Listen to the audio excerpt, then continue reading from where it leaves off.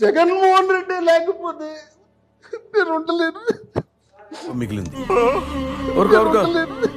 ఎద్దులో ఉన్న ఏడిస్తే దరిద్రంగా ఉంటది. ఒకానొక సందర్భంలో చాలా చాలా భయంకరమైన ఆలోచన ఒకసారి ఆయన చెప్పాడు. నాకు వినంగానే అసలు షాక్ అయిపోయాను. ఏంటి సార్ మీకు తెలిసిన నిజం? విశాఖపట్నంలో ఉన్న స్టీల్ ప్లాంట్ ని తీసేసి అక్కడ క్యాపిటల్ సిటీ కడదాం ఉన్నాడు ఆయన.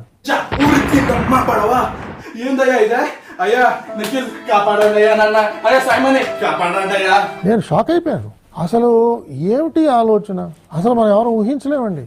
ఊహించలేకపోయావా? నేను అంతేరా, ఎవరి ఊహలకి అందరు. That is Vishwas. నేను వాదించాను ఆయనతో. వాదిస్తుంటే తిరస్కరించాడు ఆయన. ఏమి నువ్వు ఇలా మాట్లాడతావు నాతో అన్నాడు. నీతో వచ్చిన సమస్య ఇదే అన్న. ఇలా మాట్లాడుతున్నాడు ఆయన. Okay, no use. వాడు విండండి. స్టీల్ ప్లాంట్ వల్ల పొల్యూషన్ ఎక్కడ ఉంది సార్? లేదండి అంటే నువ్వు అన్నిలాగా మాట్లాడతావు అన్న అని నాతో ఆయన వాదనకు దిగారు. చూడు సీను, అవతల వాడు చెప్పేది ముందు వినాలి, తర్వాత మాట్లాడాలి.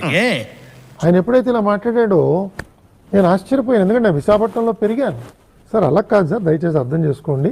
రాజమాత ఒక్కసారి ఆలోచించాలి. జనగణ మన నియమానికినా సిటీ మధ్యలో ఉందన్నది తీసేసి 33,000 ఎకరాలు అక్కడ క్యాపిటల్ సిటీ కట్టేద్దాం ఉన్నాడు ఆయన.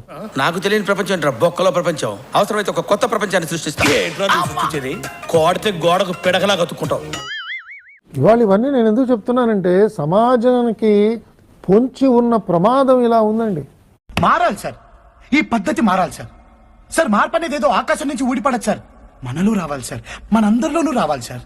సో ఇలాంటి ఆలోచనలు అన్ని ఆయనలో ఎందుకు వచ్చాయి? ఎవరు చెప్తే వచ్చాయి? అదే అర్థం కావటం లేదు. వీడు సడన్ గా ఇలా ఎందుకు మారిపోయాడు? ఎవరో ఇతన్ని పవర్ఫుల్ గా ఇన్ఫ్లుయెన్స్ చేసి మార్చేశారు.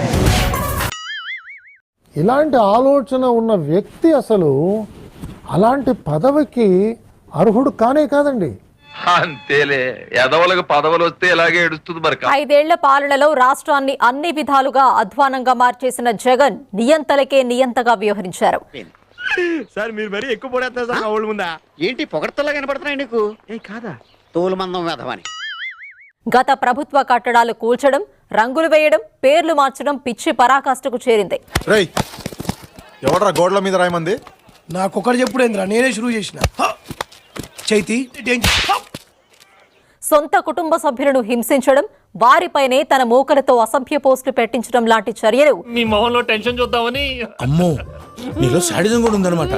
ఈ టెన్షన్ ని తట్టుకోలేను కానీ జగన్ మానసిక స్థితి ఎంత క్రూరంగా ఉండేదో అని చెప్పడానికి ఉదాహరణలు అంటున్నారు కొందరు అధికారులు. ఇంతటి యదవని నేను ఎక్కడ చూడలేదు. అంటే మీరు నువ్వు మారాలరా. ఆయన చెప్పిన దానికి ఎవరైతే తలాడిస్తున్నాడో అతనే చాలా మోస్ట్ ఎఫిషియెంట్ ఆఫీసర్ అని ఆయన భావించేవాడు. అసలు ఏంట్రా వీడు? ఎవ్వడి మాట వినడా? వాడి బ్లడ్ వాళ్ళగే బి నెగటివ్. కాబట్టి ఆయనకి సరైన అడ్వైజర్స్ దొరకరా? ఎందుకు దొరకరు?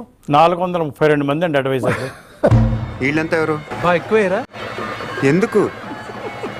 ఎమ్మెల్యేలు, అధికారులు ఉత్సవమూర్తులుగా ఉండిపోవాల్సి వచ్చేదని అంటున్నారు. పాలనా నిర్ణయాల్లో జగన్ వితండవాదనలు చేసేవారని అంటున్నారు. ఆ అర్థంతోనే నేనేంటిని. లేదు, నీవు నానార్థాలు చెప్పినా నా మనసు వాటిని నమ్ముటలేదు. రాష్ట్ర ప్రజలందరికీ ఒకటి విజ్ఞప్తి చేయదలుచుకున్నాం. చెప్పి తగలడు. ఈ రోజు మా నాయకుడిని ఓడించారు, మమ్మల్ని అందరిని కూడా ఓడించేశారు.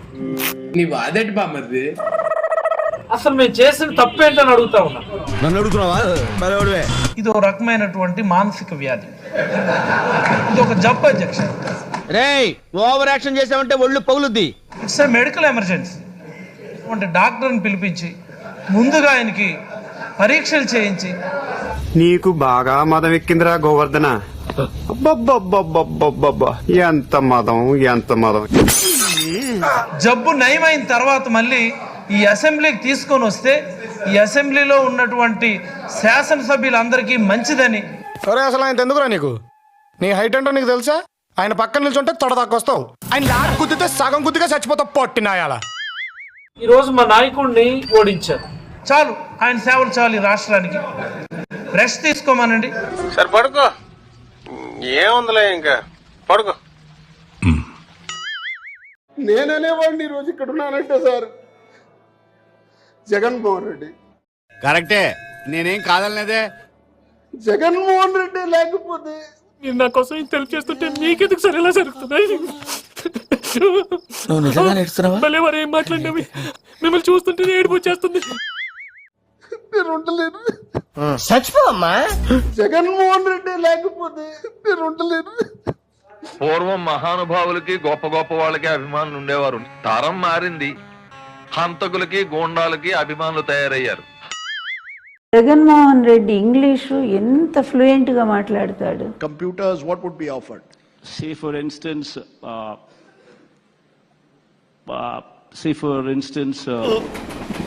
రాట్లేదే say BCom for instance, or గొంతు రాదా? ఇంగ్లీష్ రాదు.